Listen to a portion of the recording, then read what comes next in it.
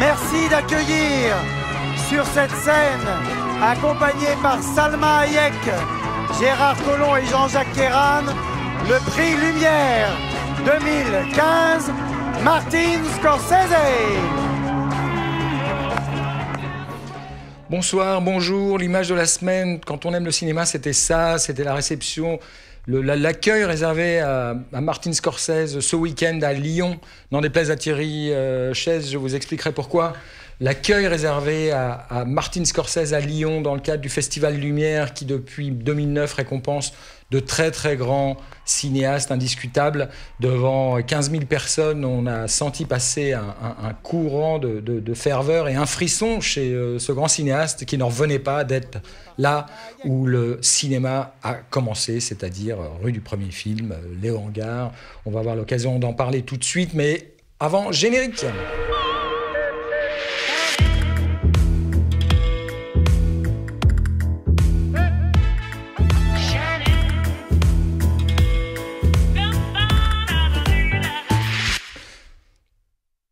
Bonsoir, bonsoir, bonjour à tous. Un plateau 3 étoiles pour parler cinéma. C'était la moindre des choses, puisque aujourd'hui m'entourent des gens devant lesquels je devrais être quasiment à genoux. Et je vais commencer par Sabine Gorny, France 3, bien connue, voix bien connue, signature bien connue, si vous aimez le cinéma et l'info que vous en donne notre service public. Et puis à sa gauche, Thierry Chaise, notre conscience, l'héritier de Pierre Tchernia entre autres, mais la voix off des Césars, si vous suivez cette cérémonie, et je n'en doute pas. Et puis signature, lui aussi, de Studio Magazine, dont nous parlerons d'ailleurs tout à l'heure parce qu'on va montrer ce nouveau numéro, il en vaut la peine. Et puis avec nous, parce que vive la télé dématérialisée, Thomas Périllon, rédacteur en chef du Bleu du Miroir, un site de cinéma, comme son nom l'indique presque, qui sera là en contrepoint, en appui, parfois avec de la mauvaise humeur, parce qu'on le devine un peu chafouin, Thomas, de temps en temps. Alors oui, encore un petit mot sur ce qui s'est passé à Lyon. C'était important parce que c'était un moment unique, quoi. On n'a pas tous les jours comme ça un si grand cinéaste que Scorsese, qui est déjà par ailleurs célébré depuis lundi dernier à la Cinémathèque, la possibilité de revoir toute son œuvre. Très belle expo. Hein. Très très belle expo, absolument. Et vous avez le temps d'y aller puisque ça se tient jusqu'au mois de février. Mais il s'est passé des choses très intéressantes à Lyon. J'ai eu la possibilité d'être caméo, d'être figurant dans le nouveau film de Martin Scorsese, parce qu'il y a désormais un rituel bien rodé qui veut que le cinéaste récompensé fasse un remake de La sortie des usines Lumière. Vous connaissez ce film qui est le premier de l'histoire, hein. On voit tous ces gens en robe d'époque descendre, défiler. Et il y avait des vélos, et il y avait des chiens. Et donc, Martin Scorsese, lorsqu'il a réuni tout son cast dans la salle du hangar, et il a demandé des chiens. D'ailleurs, un assistant a été mordu. Tant les chiens ont mis de la conviction sous la direction de Martin Scorsese. Il y avait des vélos conduits par Michel Larocque et Mademoiselle de Caunes. C'était très, très, très amusant, très, très émouvant. Et tout ça avait du sens. Et une dernière chose, c'est la manière dont Martin Scorsese, à qui on rendait hommage, la manière dont cet homme a retourné l'hommage, puisque donc l'Institut Lumière qui reçoit est dirigé et présidé par Thierry Frémaux d'une part et par Bertrand Tavernier d'une autre. Malheureusement, Bertrand Tavernier, pour des raisons de santé, n'était pas là. Mais lorsque Scorsese a pris la parole, ça a été pour dire qu'il avait eu la chance de rencontrer Tavernier il y a quelques jours, qu'il avait eu l'occasion de voir les images que Tavernier tourne autour d'un documentaire sur l'histoire du cinéma français. Et tout d'un coup, en fait, Scorsese était à la tribune pour rendre hommage à la puissance invitante et à cet homme important dans le présent du cinéma français qu'est encore Tavernier. C'était très émouvant, très réussi. Simplicité des grands hommes, quand même. Simplicité des grands hommes, je suis d'accord. Et ce qui est très sympathique aussi à Lyon, c'est la manière dont tout le cast Première Étoile, tous les amis, enfin tous ces gens qu'on connaît bien et que Thierry en particulier connaît bien, de Tahar Rahim au jeune Moati, à Léa Drucker, etc., ils étaient une cinquantaine, tous sont venus vraiment par amour pour le cinéma et par admiration pour ce grand cinéaste. Tu parlais à juste titre de la Cinémathèque. Effectivement, on peut revoir tous ces films, mais il y en a un qu'on peut revoir en particulier, puisque c'est l'une des ressorties de la semaine. Vous allez pouvoir vivre la ressortie d'un Scorsese toutes les semaines. Et le dernier, Thierry, c'est Les Nerfs à vif. Un film sorti en 1991 qui est un remake, hein, c'est ça? Exactement. Jack Lee Thompson et qui à l'époque n'avait pas eu de si bonne critique que ça. D'ailleurs, on sortait des Affranchis. Hein. C'est le film qui fait entre les Affranchis et le Temps de l'innocence. Et c'est la première fois qu'il faisait vraiment un thriller. Et beaucoup avaient reproché notamment une fin un peu grand guignolesque. Il n'empêche, avec le recul, on a un peu oublié cette fin. Et on retient la composition de De Niro absolument effrayant. Quelqu'un qui veut se venger, en fait. Oui, c'est ça, parce que c'est l'histoire d'une vengeance. Voilà. C'est un homme qui vient de passer 10 ou 15 ans en prison pour viol et qui, en sortant, veut se venger de l'avocat qui l'a mis dans cette histoire. Et c'est vraiment un film sur aussi une famille qui va se décomposer parce que en mettant la pression sur cet avocat joué par Nick Nolte, il met aussi la pression sur toute la famille et on s'aperçoit que cette famille qui a l'air unie, très la bonne famille américaine, en fait, évidemment, et ça c'est toujours dans les films de Scorsese, est très morcelé. Et il y avait la découverte de Juliette Lewis qui était absolument hallucinante dans le film. Et donc face à De Niro, un Nick Nolte grandiose, pétri de frayeur. Ouais, exactement. Et voilà, c'est une bonne entrée en matière, non? On va pouvoir attaquer l'actu des films qui sortent ce mercredi.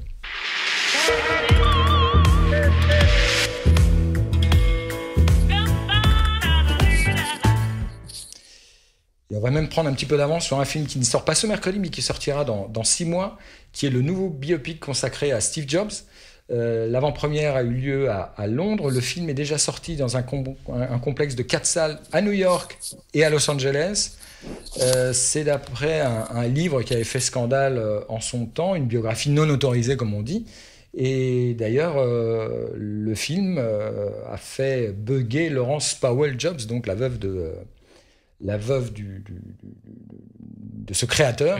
Elle a essayé d'interdire la production même du film, elle n'y est pas parvenue. Ça sent déjà très bon, comme on dit, artistiquement quand même. Oui. Commercialement et artistiquement, Michael Fassbender, d'aucuns lui attribuent déjà l'Oscar, non? C'est-à-dire qu'on se souvient quand même d'Ashton Kutcher en Steve Jobs, donc on part de très bas. Vous vous en souvenez? Oui, c'est ça. Moi, je l'ai oublié. Et d'un coup, quand moi j'ai vu les premières images de Fassbender, j'ai trouvé méconnaissable. Et c'est vrai que c'est un démarrage énorme, parce qu'en 4 salles, il a fait le meilleur démarrage en moyenne en termes de recettes de toute l'année 2015. Oui, alors qu'il y avait de très très grosses sorties la semaine même. Exactement. Donc il y a quand même, c'est quelque chose d'assez fort. Et c'est vrai que au Festival de New York où était présenté, ça fait partie des films, en tous les cas, dont on dit qu'il y aurait au bout un Oscar, soit pour Boyle, soit pour Fassbender, ou pour Kate Winslet, pourquoi pas. Pour Kate Winslet. Tu évoquais Sabine. Oui, parce qu'on s'en souvient. Le premier biopic, on s'en souvient tellement c'était faible. C'était faible, et puis et pourtant on en attendait beaucoup. Et puis on se disait, Ashton Kutcher, voilà, qu'est-ce qui t'ont. Mais je me souviens de quelqu'un qui essayait d'imiter lourdement Steve Jobs, qui était une très bonne comédie, mais je crois que c'était pas la chose recherchée. Alors que là, il semble que Fassbender est vraiment dans une création. On va avoir l'occasion de le juger sur pièce, puisque voici la bande-annonce. What if the computer was a beautiful object, something you want to look at and have in your home? And what if, instead of it being in the right hands, it was in everyone's hands? We'd be talking about the most tectonic shift in the status quo since Ever. I'm begging you to manage expectations. Have I ever let you down? Every single goddamn time. Then I'm due. Your Apple stock is worth $441 million. And your daughter and her mother are on welfare. She's not my daughter! You must be able to see that she looks like you. We will know soon enough if you were Leonardo da Vinci or just think you are. You're the only one who sees the world the same way I do. no one sees the world the same way you do. Everyone is waiting for the mag. What are people going to do with it? It's an abstract. They're gonna do that? You're issuing contradictory instructions. You're insubordinate. You make people miserable. The board believes you're no longer necessary to this company. I sat in a garage and invented the future because artists lead and hacks ask for a show of hands. What you make isn't supposed to be the best part of you when you're a father. That's what's supposed to be the best part of you. I'm the only one who knows that this guy is someone you invented. Is there a plan? The plan will reveal itself to you when you're ready to see it.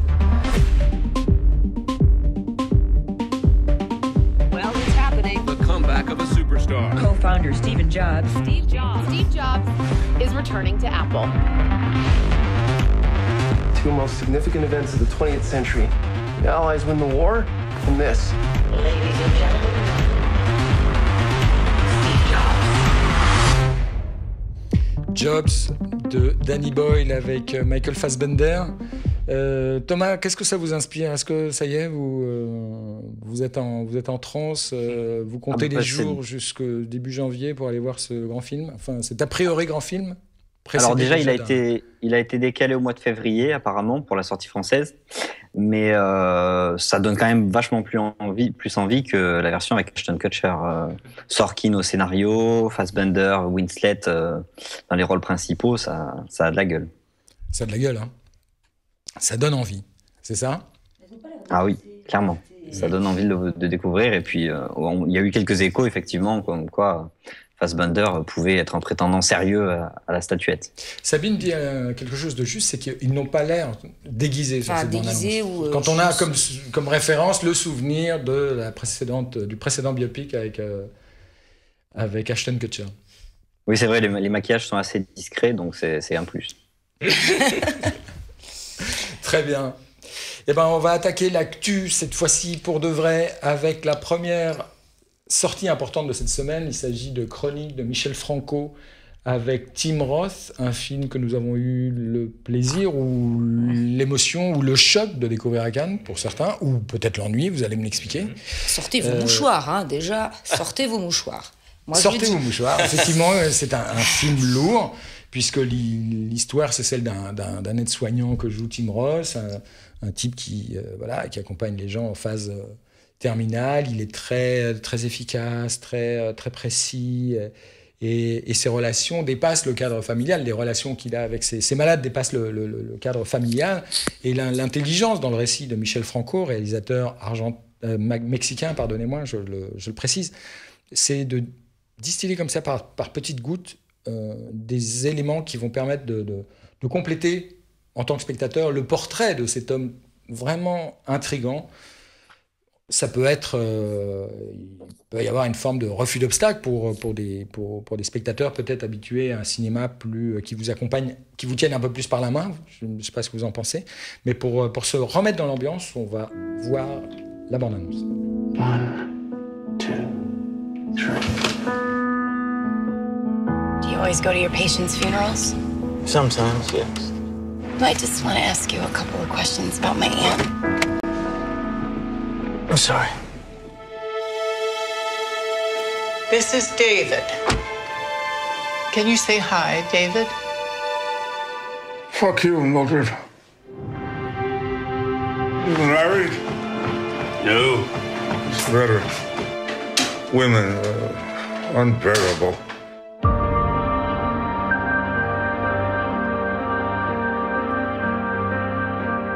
Take me to chemo. I don't need any more for now. You want to watch a movie? Hmm?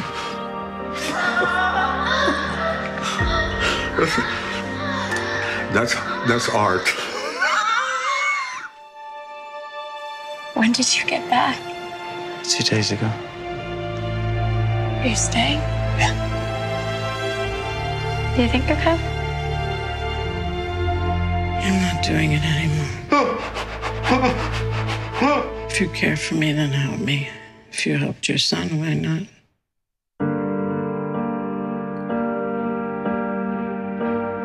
Do you think it would have been different if we found out before? Chronique de Michel Franco avec Tim Roth. Michel Franco avait été récompensé à Cannes en 2012. Il avait reçu le prix Un certain regard pour un premier film très surprenant lui aussi qui s'appelait Después de Lucia, après Lucia. Et cette année-là, c'était Tim Roth, le président du jury Un certain regard. Il y a eu une espèce de connexion entre les deux hommes. Tim Roth a appris que Michel Franco écrivait et intéressé par l'univers de ce cinéaste, il lui a dit écoute, c'est un rôle pour moi, n'hésite pas. Et du coup, Michel Franco a revu un petit peu sa copie, puisque initialement, son personnage principal était un personnage féminin. Qu'est-ce que vous avez pensé l'une et l'autre de ce film qui a reçu, rappelons-le, le prix du scénario à Cannes? Moi, j'ai trouvé ce film très difficile à supporter. En tout cas, quand on est concerné. Si on connaît quelqu'un qui se trouve effectivement dans cette situation, j'ai trouvé ça très difficile. Et en même temps, force est de reconnaître que j'aimerais avoir un Tim Roth autour de moi. Parce que ce qui m'a frappé, on en avait parlé avec Tim Roth, c'était cette façon qu'il avait d'être dans la gestuelle très très proche de son personnage. Il a beaucoup travaillé ça. Ses gestes sont lents, sont pleins d'amour, pleins d'affection. Oui, très enveloppant, très compassionnel. Voilà, et il a beaucoup travaillé avec effectivement des accompagnants. Il est allé longtemps à l'hôpital. Il a extrêmement travaillé ça. Il y a plein de choses qui circulent. Moi, j'ai trouvé ça très beau, très honnêtement, très difficile. Et je me suis demandé pourquoi Franco ne faisait pas un documentaire. C'est un peu les limites du genre. Je me suis dit que finalement... Voilà. Parce que tu trouves que oui, c'est la limite de l'exercice. Tu trouves que c'est tellement clinique Exactement. Que c'est un bien documentaire. J'ai pas trouvé, moi. Mais Thierry, qu'est-ce que tu en penses? Moi, je suis pas un très grand fan. Je suis très admirateur de la performance de Tim Roth, parce que c'est exactement ce que tu racontes. Il y a une impression qu'il ne joue pas, qu'il est complètement plongeant, ce qui est énorme, parce que c'est quand même quelqu'un qui a des films tellement différents, Tim Roth. Il a rarement eu à jouer ça, et il le fait admirablement. Je suis moins fan, mais déjà du premier film de Michel Franco, je trouve que c'est un bon élève. Donc ça fait un film qui n'est pas mauvais, mais j'ai l'impression que tout est parfaitement cadré, rien ne dépasse. C'est le film de festival par excellence, et c'est un monsieur qui va faire, à chaque fois, il va être invité à tous les festivals. Il est jeune, il a du talent, mais je trouve qu'il manque toujours une petite pointe de quelque chose. Les sujets, c'est assez inattaquable finalement, et je trouve qu'il se cache derrière ces sujets, qui fait des choses très précises, très cadrées. Et je suis évidemment, quand on a tous quelqu'un qui a été victime de choses comme ça, donc on est touché. Mais moi, je suis pas touché par le film. Je suis touché par ce que je me projette du film. Et c'est ce que je reprocherai à Michel Franco. Ouais, c'est intéressant. Moi, c'est curieux parce que pour moi, vraiment, le point d'ancrage de ce film, c'est Tim Roth. Et je trouve que j'ai envie de savoir des choses sur lui. Je me suis pas laissé impressionner justement par le contexte médical, la souffrance, comme tu dis. Les détails. Très, les détails très physiques. Tout un tas de choses qui pourraient le rendre inattaquable, comme tu dis, mais malgré tout, j'ai envie d'en savoir à chaque fois, à mesure que le film avance, et pourtant il avance doucement, puisque c'est une série de plans fixes, c'est un parti pris de cinéaste très intéressant, un peu austère au départ, mais qui finit par être fascinant, quoi. Tom, qu'est-ce que t'inspire éventuellement le cinéma de Michel Franco qui vient de se faire tailler gentiment un costard Gentiment. Non, mais vous l'avez fait avec beaucoup d'élégance. Merci. Mais voilà, on sent l'élégance française dans ce costard. Serviteur. Le problème, c'est que je vais rejoindre un peu Thierry là-dessus, parce que disons que moi, j'ai pas encore vu celui-là, Chronique. J'ai des rédacteurs de mon site qui l'ont vu et qui faisaient le même constat. D'Espèce de Lucia, j'avais trouvé ça déjà un petit peu putassier, un peu lourd sur le message. Et là, si j'ai bien compris, on va pas échapper à toutes les étapes de la fin de vie, de la maladie, et toutes les choses. On est un peu pris en otage devant ça. Donc j'avoue que je le tenterai, mais un peu avec des réticences. Très bien. Eh ben, on va rester dans le, dans le sujet grave, pour ne pas dire plombé, mais sachez que je n'ai fait que respecter l'ordre alphabétique cette fois-ci pour égrener les films, puisque le film dont nous allons parler maintenant s'appelle Ertan ou la destinée. Et ben, avant d'en parler, tout de suite des images. Excellent. 10 Jahre da drin. Die ändern nicht mehr. Die Mama mag fertig mit dir sein. Und der Staat vielleicht genauso. Bei mir bist du unten durch. Jetzt damit der Jobsuche. Vielleicht habe ich da was in Aussicht, aber. Die Scheißgeräte funktionieren nicht. Ja, was funktioniert denn nicht? Das scheiß Mikro. Wir können sich's gerne anschauen. Hast du früher auch schon mal gerappt? Ich war auch mal Jugendmeister. Und was hat das mit Mika zu tun? Was willst du denn von ihm? Ich will keine Scheiße bauen. Ich will nur arbeiten. Mehr will ich nicht. Wieso spielst du mit meinem Geld, du Missgeburt? Wie willst du das zahlen bis nächste Woche? Na, dann sag mir, was los ist. Es läuft alles so scheiße. Ja, dann schau mal an. Wüsste ich da eh nicht. Ich brauch 3000 Euro, Maribos, mal mit 20. Was brauchst du so viel Geld? Was ist denn? Was ist, Alter?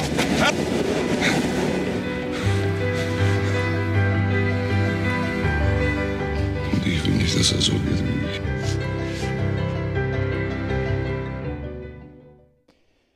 Ertan ou la destinée de Umut Dag. Umut Dag, donc un collaborateur de Michael Haneke. Exactement, et ça se sent d'ailleurs qu'il a été élevé à cette école-là. Donc ce film raconte, comme on vient de l'apercevoir dans la bande-annonce, l'histoire d'un homme qui sort de prison, mais qui, s'il fait une quelconque mauvaise action, peut à tout moment y retourner, et il va croiser sur son chemin un jeune garçon, et il croit reconnaître ce jeune garçon, l'ado lui-même qu'il était. Il va essayer de le remettre dans le droit chemin, mais évidemment, qui est-il pour remettre ce jeune garçon qu'a priori il ne connaît pas sur le droit chemin? C'est toute la thématique de ce film. Exceptionnel acteur, qui alors c'est marqué sur l'affiche. Muratan Muslu. Exactement, vous prononcez mieux que moi, vous maîtrisez la langue autrichienne et turque en même temps. Excellent acteur, très bien filmé. Habitué des rôles de méchants. Exactement, très bien filmé aussi. Là, il y a un véritable problème de scénario. Je ne révélerai pas pourquoi, parce qu'il faudrait révéler la fin, mais à un moment, les hasards et les coïncidences, dans un cinéma de Lelouch, ça peut être très bien. Dans un cinéma qui se veut un peu plus austère, ça fait vraiment très bizarre. Mais il y a quand même un climat, et ce Umut Dag est un réalisateur dont j'ai envie de voir vraiment les prochains longs-métrages. Voilà. Alors, Michael Haneke, dont nous parlions, a été très impressionné par cet acteur qu'il compare, en sortant de la projection, il a dit c'est Bardem, c'est Brando, il est de ce bois-là, quoi. Vraiment, une composition admirable. Donc Ertan ou la destinée, ça sort mercredi, et sur la base de cet éclairage bienveillant de Thierry Chaise, vous allez décider ou pas d'y aller, mais je pense qu'y aller est une bonne initiative. On va prendre un peu d'air, un peu de voilà, on va s'imprégner de. C'est le film COP21, le film de circonstance qui sort.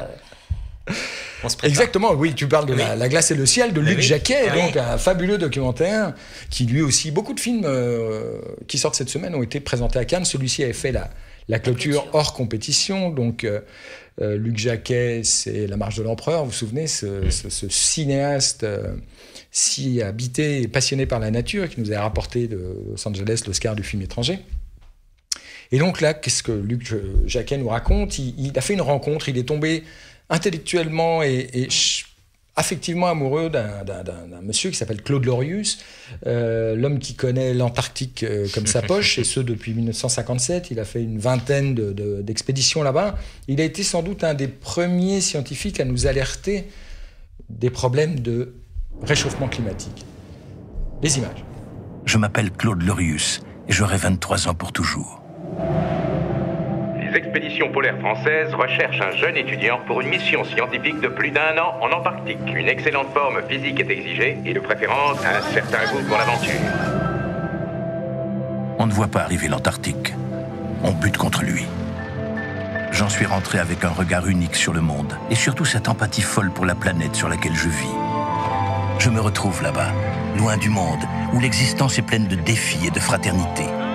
Pour la première fois, je me sens maître d'un royaume. En 1984, nous mettons sur pied une mission extraordinaire. Nous recueillons des fragments de temps, mètre après mètre. L'analyse des cristaux nous prouve que nous avons pénétré dans les glaces de l'ère glaciaire. Ces travaux me vaudront les honneurs internationaux et mes blessures les plus profondes. Les prévisions catastrophiques sur le réchauffement de l'atmosphère ne sont peut-être pas ce qu'on nous a dit que c'était. Mais vous êtes justement de ces hommes qui raisonnent sur le court terme. À 82 ans, je suis aujourd'hui un vieil homme qui constate que l'histoire lui a donné raison. Je pense aux glaciers qui fondent ici et aux îles qui se noient là-bas. Je pense à l'homme triomphant qui devrait maintenant renoncer à s'approprier l'entièreté du monde. Non pour la Terre et ses créatures, mais pour nos enfants. Mais j'ai confiance. L'homme n'est jamais aussi sublimement lui-même que devant l'adversité. Je ne sais pas si vous êtes arrivé à la même chose qu'à moi, mais moi, en sortant de ce film, moi qui ai tendance à laisser les lumières allumées, j'ai eu tendance à éteindre derrière moi et puis à rouler à moins de 50 à l'heure pour nous éviter la catastrophe annoncée. Enfin, catastrophe annoncée. Si ce film, dont on va discuter tout de suite, a une valeur pour moi, c'est qu'il est très positif. C'est-à-dire que Claude Lorius, malgré tout ce qu'il sait sur l'état de dégradation de la planète, nous dit qu'il croit en l'homme et qu'il croit en sa capacité à réagir. Que vous inspirez ce film Moi, je Sabine. ne l'ai pas vu, j'en ai vu que des extraits. J'ai écouté l'interview de Lorius que ma collègue de France 2 avait fait à Cannes. J'étais un peu dans le respect complet de ce monsieur. J'ai l'impression que le film est taillé, enfin voilà, c'est un bel habit taillé sur mesure pour lui. Peut-être un peu lignifiant, un peu édifiant. Oui, un peu. Alors, le problème, c'est peut-être cette voix off là qu'on nous impose pendant tout le documentaire, comme si on avait 2 ans. Et ça, c'est un peu. Je pense que les gens sont un peu plus intelligents. Ils peuvent. Enfin, c'est peut-être un peu insupportable. Oui, mais n'est-ce pas la volonté de s'adresser au plus large possible, et notamment aux enfants? Je pense que c'est la vertu de ce documentaire. C'est la pédagogie. N'oubliez pas, on est pendant les vacances de Toussaint. Là, on va entendre parler de COP21. On va en manger de la COP21 jusqu'à décembre. On ne sait pas ce que c'est. Je trouve que c'est l'occasion peut-être d'aller au cinéma et de prendre une bonne leçon avec... Alors Thierry, c'est vraiment... Je trouve qu'avec La Marche de l'Empereur, il faisait malgré tout du cinéma tout en faisant des documentaires. Et que là, sans doute... C'est moins cinématographique. Oui, parce que... Alors, on parlait tout à l'heure de sujet inattaquable. Là encore, ça l'est. C'est un grand monsieur. La sincérité de Luc Jacquet pour raconter la vie de cet homme n'est pas à remettre en cause. Il signe pas un film parce qu'il y a la COP21. Donc voilà, ça, c'est très clair. À partir de là... Trop de pédagogie tue la pédagogie. C'est-à-dire qu'on m'explique tout. J'ai l'impression que parfois on m'explique parce qu'on n'a pas su comment raconter autrement et qu'on met donc une voix off pour expliquer. Alors que, par le cinéma, normalement, c'est les images qui permettraient de raconter ça. C'était déjà le cas du précédent, il était une forêt. Où en plus, là, on essayait de faire... Il y avait un peu d'animation pour... Je trouve que, en fait, j'ai l'impression qu'il avait un sujet... qui aurait fait un très bon 52 minutes pour la télévision, qu'il faut faire en 1h30 et qu'on est bien embêté devant ça et donc on tartine. Voilà. Thomas, est-ce que ces images te donnent envie de retourner vivre dans les bois? Voilà, c'est ça. Ça nous donne. C'est vrai que peut-être quand on voit ça, on est forcément percuté parce que c'est un sujet qui nous parle à tous. Donc après, à voir comment c'est traité, parce que j'ai pas pu le voir, mais forcément, on n'est pas insensible. Tu parlais des images. Malgré tout, les images parlent dans ce film, parce qu'il y a... On voyage beaucoup à travers la planète. Il y a effectivement la banquise, mais il y a un moment où on est en Polynésie, dans un endroit où Lorius a prédit que très rapidement, il y aurait entre 50 et 1 mètre d'eau. Et le plan est muet, pour le coup, où on le voit plonger dans l'eau, tout habillé jusqu'à la ceinture, et ça fout la chair de poule. C'est un des rares. Tout n'est pas mauvais, non, mais je jette pas bébé avec l'eau du bain pour te dire, mais c'est que s'il y avait plus... Sauf que en faisant ça, je pense qu'il tient pas 1h30 avec... Et vraiment, il avait réussi avec La Marche de l'Empereur à faire quelque chose. Donc, et puis, moi, ça me fait toujours du mal de dire du mal de quelqu'un d'aussi sincère, parce que vraiment, c'est sincère, et qu'il a une admiration pour cet homme.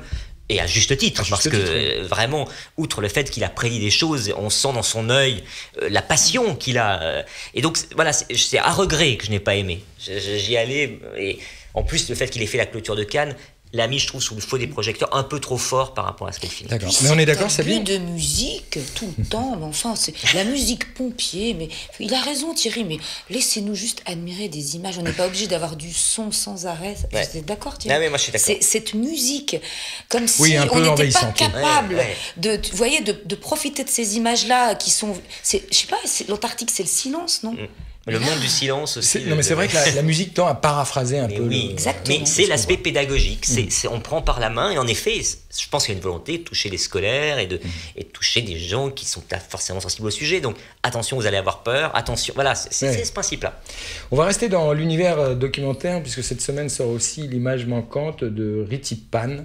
Ritipan, cinéaste français d'origine cambodgienne, dont toute l'œuvre est marquée par le mal fait dans les années 70 par les Khmers rouges. Voyons les images de la bande-annonce, elles sont explicites.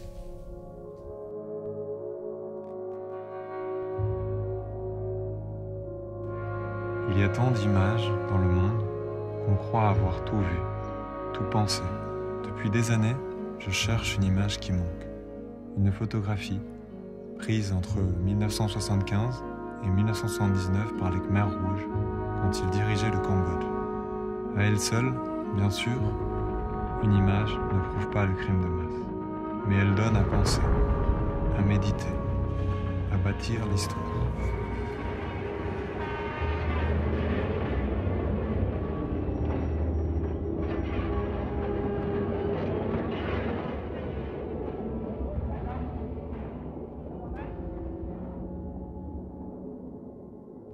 Je l'ai cherché en vain dans les archives, dans les papiers, dans les campagnes de mon pays.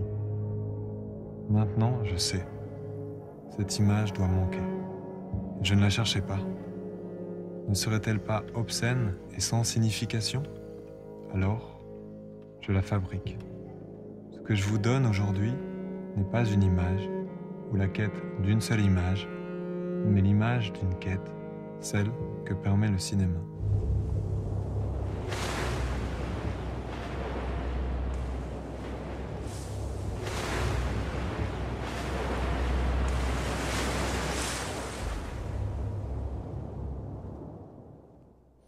L'image manquante de Ritipan, un mot sur ce film, Thierry, qui vous a touché, je crois. Ah, j'ai trouvé ça exceptionnel. Alors, prenez tout ce que j'ai dit sur Luc Jacquet et inversez-le. C'est-à-dire comment représenter ces moments où il n'y a pas d'image. Ritipan raconte les Khmers rouges, un, parce que c'est un moment historique, deux, parce qu'il a été touché dans sa propre famille, avec une partie de sa famille qui a été déportée, et inlassablement, il fait des films là-dessus, parfois en parlant des victimes, parfois en parlant des bourreaux. C'était S21, où il avait quand même été voir l'un des assassins de ce système. Et là, il recherchait donc une image, la fameuse image manquante. Comment elle fait ? Eh bien, il l'a reconstituée, comme on a pu voir dans le film, par des petites figurines. Donc, c'est un mélange d'images d'archives, d'un texte absolument, d'une poésie incroyable, lui en voix off, de ces personnages animés, qui fait que d'un seul coup, c'est une leçon d'histoire passionnante et pédagogique, et une leçon de cinéma et de documentaire impressionnante. Vraiment, pour quelqu'un qui est à ce point-là concerné par ce thème-là, dont la famille a péri, arriver à être à la fois dedans et avoir ce recul-là, je trouve ça admirable.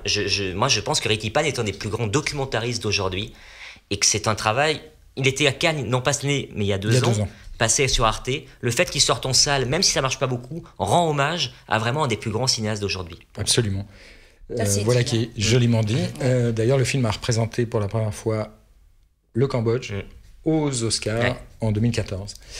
On va changer d'univers cette fois avec un film français qui... Cannes Again, excusez-moi, qui se sont donné le nom. Oui, c'est ça, ne pas de rigueur. On a quelques marches à descendre. En tout cas, les acteurs les ont montés. Les acteurs Cannes les ont montés. a réussi. Donc, Mon Roi de Mai Wen, avec Emmanuel Berco, Vincent Cassel, Louis Garrel et le tourbillon de la vie, regardez.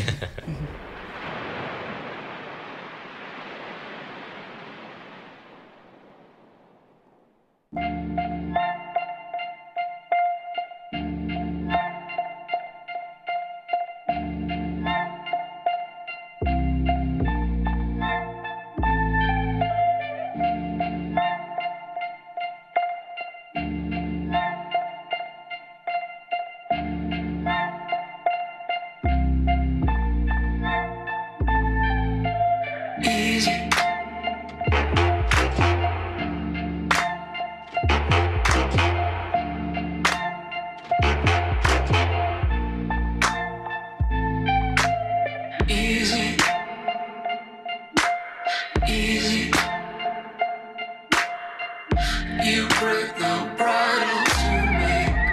Say letting go is easy.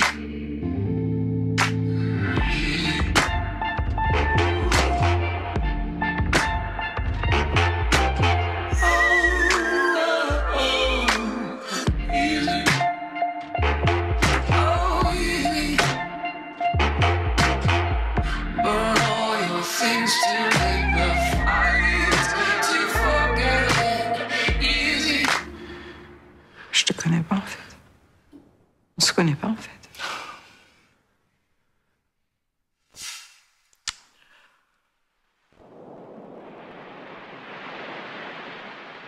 Carlos, ne pas se fier à cet air de chien battu qu'a Vincent Cassel à la fin de la bande-annonce. Ne pas se fier à cet air. Ce sont des images trompeuses. Car derrière ces images se cache... Se cache ? Moi, je pense, un pervers narcissique. Vous avez vu dans le personnage Moi, je pense. De Vincent Cassel le portraitique Maïwenn n'est pas tout à fait d'accord avec cette explication, mais moi, je pense, en tant que femme, que voilà, on a...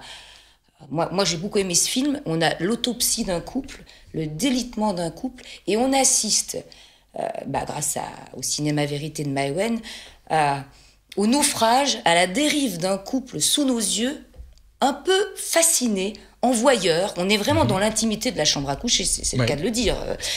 Et moi, j'ai aimé cette façon qu'elle avait de montrer comment ce bel édifice allait s'écrouler petit à petit avec... On connaît aussi les ficelles, Thierry, de Maïwenn, ce cinéma que certains qualifient un peu d'hystérique, entre guillemets. Il est soft, celui-ci, par rapport au précédent. Par rapport aux autres, oui. Mais moi, franchement, j'ai marché parce qu'il y a aussi deux interprètes remarquables. Cassel, dragueur, hâbleur, tous les adjectifs en or, beau parleur, baratineur. Oui, alors, c'est marrant parce que toi, tu as vu le portrait d'un pervers narcissique. Moi, je verrais plutôt le portrait d'un quinquado. C'est une formule qui a été inventée récemment par la presse féminine. Il y a un papier amusant sur le HuffPost lu récemment sur ce sujet. Donc un garçon de la cinquantaine qui tout d'un coup régresse ou retrouve l'insouciance de ses 20-30 ans en ayant une relation avec des femmes très libre, quoi, pour pas dire libertaire, d'une certaine manière. Thierry, tu es peut-être moins enthousiaste que... Alors, je suis entièrement d'accord sur Cassel. En plus, je trouve ça très émouvant parce qu'il ressemble de plus en plus à son père. À son père, oui. Et une scène, notamment, tu es d'accord. Et je trouve que ça le libère et que ça, pour moi, c'est son meilleur rôle. Non, moi, ce que j'aime moins, c'est alors... Je vais être très pédagogique, mais à chaque fois, on me surexplique. C'est-à-dire que j'aime quand on est dans la chambre à coucher. L'idée que donc cette femme ait été blessée, je vais parler d'Anne Bergo, et qu'elle se reconstruit, et qu'en effet elle a vraiment été blessée au genou, et qu'on va la voir à ce centre de rééducation, je n'y crois pas. Là, les rencontres qu'elle fait avec les plus jeunes, je n'y crois pas, et ça me sort du film. C'est-à-dire que je me dis, mais pourquoi la force, c'est qu'on soit avec les deux, et qu'on nous raconte ça, pas qu'il y ait, d'accord, elle est brisée, elle se reconstruit, on va faire... Voilà, je trouve qu'il y a des lourdeurs, donc c'est pas l'hystérique. Moi j'aime bien les Maïwenn plutôt d'ailleurs, j'ai toujours défendu. Je trouve que c'est la première fois qu'elle me... On a compris. Mais peut-être Thierry, si je peux me permettre, c'est un peu la signature de Maïwenn d'en mettre trop. Il y en a toujours trop, si elle avait peur qu'on n'en ait pas assez pour notre argent. C'est un peu ça. Oui, mais dans ses films précédents, il y avait une différence, c'est que tout n'était pas dit, alors que dans Mon Roi, tout est dit, c'est-à-dire que tout est exprimé.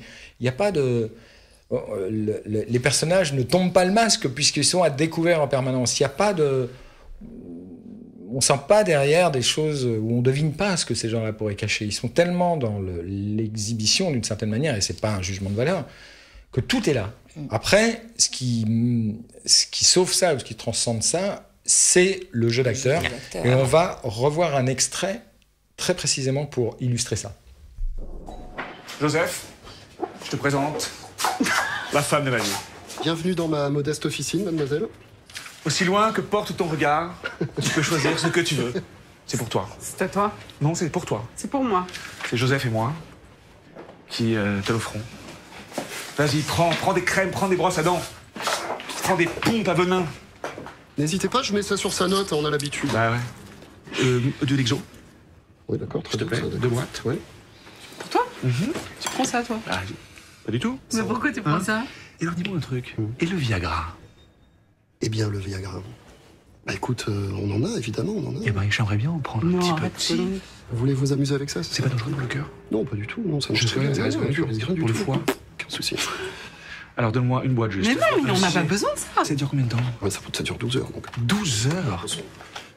Oui, mais prendre ça? Non, mais j'ai envie d'essayer parce qu'il paraît que c'est vraiment ça marche, c'est la fleur fusil, quoi. Absolument. Je t'ai trouvé dans la rue. Pardon, excusez-moi. Hein? Et tu sais qu'il y en a un nouveau qui est sorti? Non, quoi, non. Si, ça s'appelle le Viazac. Le Viazac? C'est un mélange de Viagra et de Prozac. Et ça fait que tu bandes plus, mais tu t'en fous. Mais pas cette fois-ci, là, je préfère prendre du Viagra. On va essayer? Je suis pas loin de croire, Sabine, que c'est devenu ton film culte. Parce que si vous étiez avec nous là dans le studio, vous auriez entendu Sabine Gorny répéter les phrases avant qu'elles arrivent. Quoi. Et alors ça, pourquoi d'ailleurs? Parce que je crois que ça, c'est une improvisation de Vincent. Oui, là, il y a une part d'improvisation. Il y a beaucoup de part d'improvisation. Mais là, je trouve dans cet extrait, ça rend vraiment hommage à Maïwenn. Il y a tout Maïwenn là, dans cette espèce de liberté des acteurs. Franchement, on a l'impression que tout ça n'est pas écrit. Et là, les deux sont formidables. Bon, Berko a été révélé grâce à ce film. Révélé auprès du grand public, en tout cas. Auprès du grand public. On la connaissait, on l'avait vu dans les films d'Maïwenn. Ce qui est intéressant avec Emmanuelle, c'est qu'elle était vraiment très réticente par rapport à ce film. Quand Maïwenn lui a proposé, elle a dit « Mais non, ce ne sera pas crédible. Le couple que je forme avec Vincent, personne ne va y croire. Une fille... » entre guillemets ordinaire, banale comme moi, et qui tombe comme ça sous le charme d'un type comme Vincent, c'est pas crédible. Et finalement, elle a eu raison. Un prix d'interprétation partagé avec René Mara, mais un prix d'interprétation. Un vrai prix d'interprétation. Thomas, qu'as-tu pensé de Mon Roi? Toi, mon roi. Puisque en fait, je fredonne, pardon, c'est pas du tout gratuit, puisque c'est en partant de cette chanson que Maïwenn a eu l'idée du film. Moi, je vais m'opposer à ce que dit Sabine. Pour reprendre son expression, c'est vrai que moi, j'ai un petit peu du mal avec le cinéma de... Pardon? Non, je plaisantais. Je disais affirme-toi, parce que tout à l'heure, tu t'appuyais sur Thierry, tu t'es appuyé sur Sabine. Moi, je pense non, mais tu es d'une grande courtoisie, Thomas. Cela t'honore. Vas-y. Non, mais justement, je vais m'opposer. Ce cinéma de vérité que cherche Maïwenn constamment, je trouve ça au contraire assez naïf. On a toujours ces lieux communs qu'elle enfile un petit peu comme on enfilerait des perles. J'avoue avoir vraiment beaucoup de mal. Elle s'empare d'un sujet très rebattu. Bon, même si elle s'en défend du pervers narcissique, la toxicité affective. Et puis voilà, elle continue la vulgarisation sur un sujet. Elle en fait des tonnes. Moi, je trouve ça assez calculateur, en fait. C'est assez artificiel, cette surenchère émotionnelle. Ouais, non, je pense que je suis pas du tout client. Moi, je pense que c'est un film, je vous l'ai dit tout à l'heure, de filles. Je pense que toutes les filles... Moi, j'en ai parlé, ce film, tout le monde en parle à la rédaction, les filles entre elles, en disant ça me donne envie parce que j'ai l'impression d'avoir connu une situation comme ça. Il y a toujours parce qu'il y a beaucoup de pervers. Parce que vous avez le mauvais rôle. Parce que peut-être que dans ce film, vous avez le mauvais rôle. Alors même s'il y a ni bourreau ni victime, elle le dit bien, Maïwenn, ni bourreau ni victime, on est chacun. Mais quand même, je trouve que là, je sais pas, voilà. Moi, je pense qu'il faut vraiment y aller. Bon, bah, les filles, puisque c'est un film de filles, allez faire un plébiscite à Mon Roi, de Maïwenn avec Vincent Cassel et Louis Garrel. On a oublié Louis Garrel, il est formidable dans le film. Et Emmanuelle Berko, prix à Cannes. Eh bien, on se retrouve dans 3 secondes pour changer alors carrément de style, d'univers et de rythme.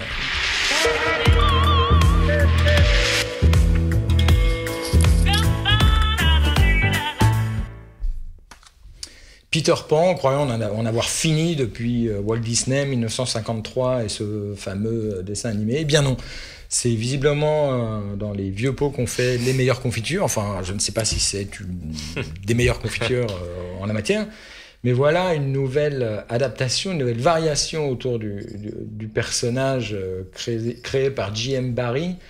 Le film s'attache cette fois à l'histoire d'un orphelin, c'est quasiment un prequel. C'est ça, c'est un prequel. C'est ça. Et puis il y a autour de lui tout un tas de personnages. Il y a évidemment le capitaine Crochet que joue Gareth Edlund. Bien vu, c'était pour voir si tu suivais Sabine. Et qui n'a pas de crochet dans le film. Et qui n'a pas de crochet. Et puis une barbe noire des plus effrayantes.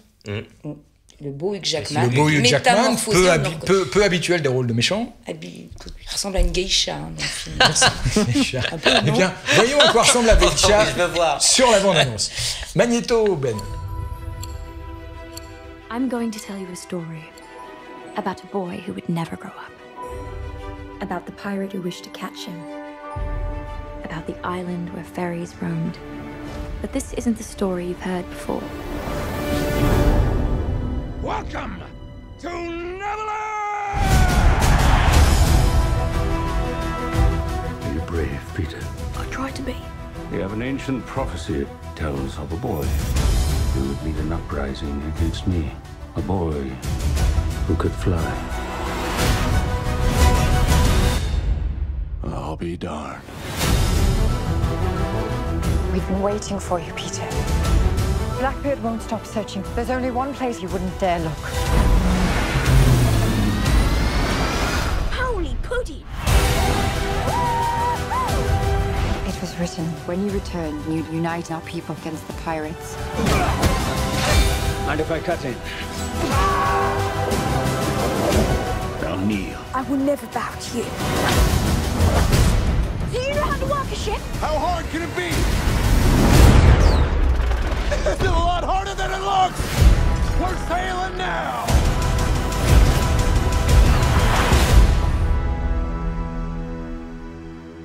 Bon, de Joe Wright avec Hugh Jackman, Amanda Seyfried, Levi Miller, le petit Peter Pan. Et une curiosité, c'est que donc c'est un Peter Pan sans clochette, sachez-le, hein, parce que les fétichistes, les érotomanes qui penseraient voir incarner le personnage par une belle actrice, eh bien non, il n'y a pas de clochette, Thierry. D'ailleurs, tu fais partie de ceux qui ont regretté. Parce qu'il y a Rooney Mara que j'adore, qui joue donc Lily la tigresse. Lily la tigresse, entre ce film-là très familial et le prix d'interprétation qu'elle a eu à Cannes pour Carole. Donc vraiment, non. Moi, c'est un film que j'ai plutôt aimé. J'aime bien l'idée que Joe Wright, qui soit plutôt spécialiste du film historique pour adultes, je dirais, oui, avec Karéline, voilà, entre Keira autres. Knightley, il a fait des films. Il a fait plein de films avec Keira Knightley. S'attaque vraiment à un film familial. Alors, il y a des bons côtés de la chose. Je trouve que la mise en scène est élégante. On a vu ce plan, la bataille avec le bateau qui se renverse. Je trouve que j'ai l'impression, en tous les cas, qu'on a envie de revenir à l'esprit des Goonies des années 80. Mais, il y a un mais, c'est qu'on n'est plus dans les années 80, que les studios ont un peu plus de contrôle et quand même qu'on reste dans un film très cadré. Il y a de la noirceur.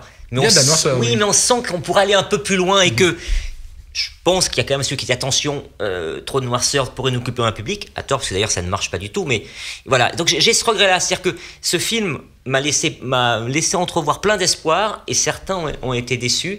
Moi je suis pas très grand fan en plus des enfants au cinéma et je trouve celui-là un petit peu tête à claque. Un peu tête à claque. Il est tête à claque. Tu confirmes, Sabine, Sabine, notre consoeur Sabine Garni a eu l'occasion d'aller à Londres, rencontrer le cast, faire les interviews, les tours de table ronde. Inutile de vous dire que Jackman, fidèle à lui-même, il y va, il défend, enfin absolument le film et tout.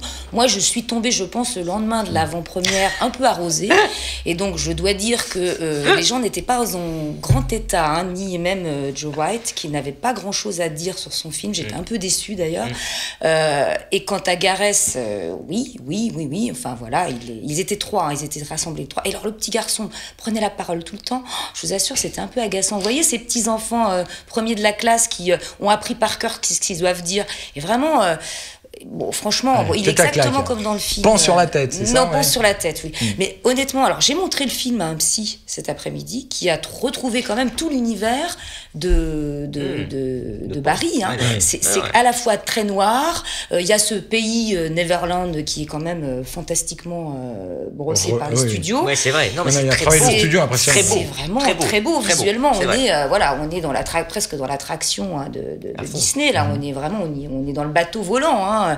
Et puis voilà. Et puis je pense que tout le monde va y trouver un petit peu son bonheur. Mais là aussi, peut-être trop de choses pas bien mises ensemble. Hein. Mais à vouloir réunir trop de gens, moi je pense que en fait ça réunit personne. C'est-à-dire tout le monde va être un peu satisfait, un peu déçu. Trop fédérateur. À vouloir plaire à tout le monde, on finit par plaire à pas grand monde. Mais c'est toujours le risque. C'est un gros échec aux États-Unis, hein, la sortie. Alors que Warner comptait quand même dessus. C'était le film familial par excellence et ça se plante gravement. Bon, eh bien... c'est les vacances, c'est on les dit vacances. ça, c'est les vacances de la C'est Toussaint. toujours les vacances, Voilà, ouais. c'est peut-être l'occasion aussi de découvrir le livre, après, qui est un livre assez compliqué. Vous croyez qu'on peut avoir envie de regarder Peter Pan Moi, j'ai découvert, honnêtement, je ne connaissais pas le bouquin de John Barry, donc du coup, je me suis un petit peu mis à regarder. C'est un livre intéressant. Hein. Puis on aura, je pense, des suites. Hein. Ah oui. Oh oui. On approche de la fin, mes chers et chéris confrères. Il nous reste encore quelques petites pépites à aborder, enfin pépites ou pas, hein, n'est-ce pas à commencer par Paranormal Activity, le 5e, en fait le 6e dans l'absolu. Effrayant ou pas effrayant, Ben? Where'd you get this? From a box of VHS tapes the old homeowners left. Katie, Christy, I want you to concentrate. What's going on? What the hell? We gotta find more of those tapes. Look at this camera. There's like obviously something going on here. So weird. There's this thing that I'm picking up with the camera. I've heard of spirit photography before, I've just never seen it in person.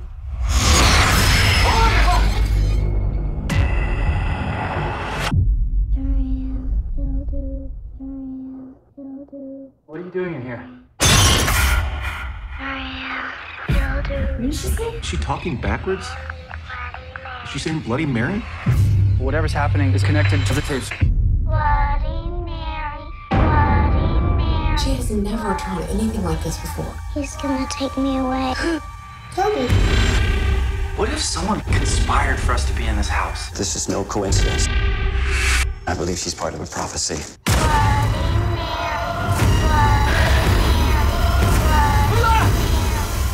Paranormal activity.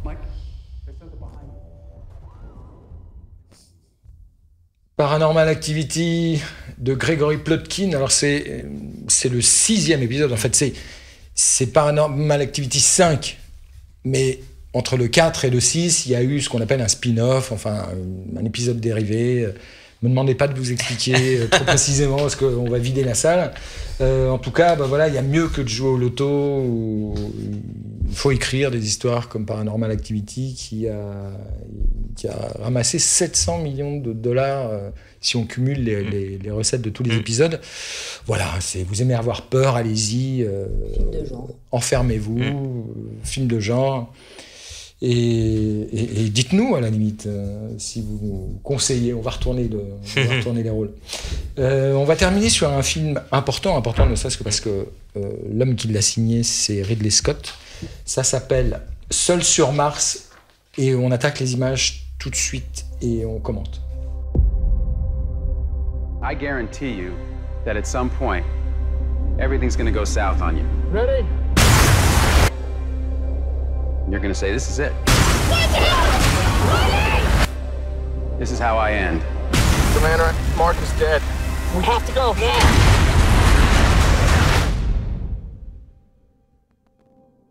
Now you can either accept that, or you can get to work. This will come as quite a shock to my crewmates, and to NASA, and to the entire world. But I'm still alive. Surprise.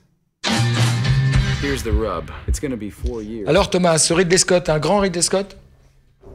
Personnellement, oui, je trouve que oui.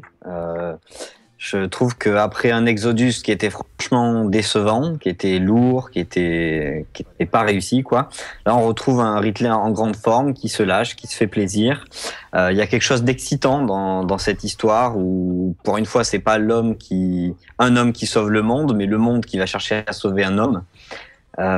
Donc, non, je trouve que ça mélange les genres, le petit côté survival et à la fois la comédie, à la fois plusieurs genres, et il nous offre un film, un divertissement parfait pour les vacances, avec un Matt Damon très, très à son aise et bien entouré en plus, des seconds rôles qui sont pas des faire-valoir. Donc c'est un vrai plaisir, il faut pas se refuser, quoi. C'est un Gravity à l'envers, Sabine ? Je ne sais pas si c'est un gravité l'envers. Ce qui est bien aussi, c'est qu'il résonne avec l'actualité. On a trouvé de l'eau sur Mars, vous imaginez, vous voyez la fascination. On a trouvé de l'eau et Matt Damon qui était dans l'espace depuis donc, Interstellar, du coup, quand même. Ça, parce que... Mars, ça intéresse tout le monde, je vous assure. C'est même moi. Et alors, moi, j'ai envie de lui dire, mais non, tu n'es pas seul sur Mars, cher Matt. Je te rejoins immédiatement. Mars, c'est la planète rouge, vous êtes la planète rose. Mais non, franchement, voilà. En plus, je crois qu'au niveau scientifique, ils sont tous d'accord pour dire que c'est très, très finement observé et que tout a l'air possible. Thierry, en très peu de mots. Très peu de mots. Film de propagande super pour la NASA parce que ils ont besoin de crédit et c'est pour ça aussi que les scientifiques sont pour. Moi, j'adore quand il est vraiment seul sur Mars. Ce que je trouve ça drôle, c'est MacGyver, quoi. Tous les passages justement avec les scientifiques sur est-ce qu'on va le retrouver ou non, avec tout ce qui se passe sur Terre. Tout ce qui se passe sur Terre. Avec Kristen Wiig, que j'adore, qui ne sait pas ce qu'elle fait, elle a 4 scènes, je suis moins fan. Mais par rapport au précédent Ridley Scott, on note une très nette, on remonte un petit peu à la surface et ça fait du bien. Puis beaucoup d'humour. MacGyver. Mes amis, vous avez été fabuleux, on va rester la tête dans les étoiles puisque la bande-annonce du nouveau Star Wars vient d'être dévoilée. Les places sont déjà en vente si vous voulez aller au cinéma, vous pouvez déjà y dormir. Mais voilà, ça va ressembler à ça, Star Wars, avec juste une question qui intrigue. Pourquoi Luke Skywalker n'est pas sur cette affiche? Que va-t-il lui arriver? Allez, les images. À la semaine prochaine.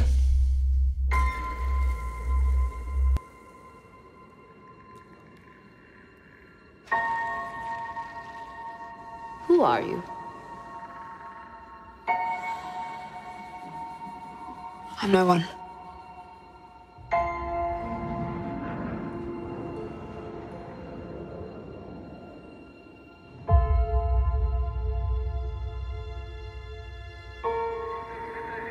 I was raised to do one thing.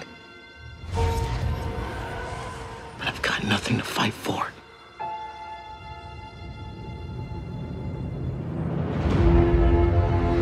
Nothing will stand in our way.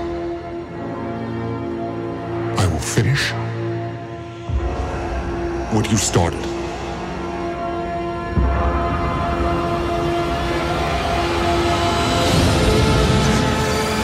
There are stories about what happened. It's true. All of it.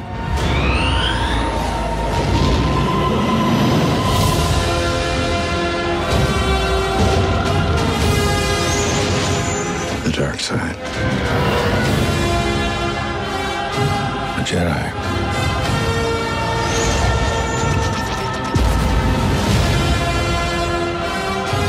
They're real.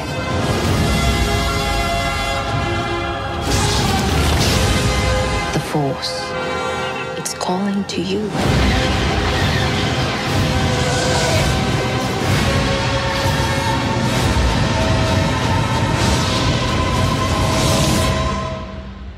Just let it in.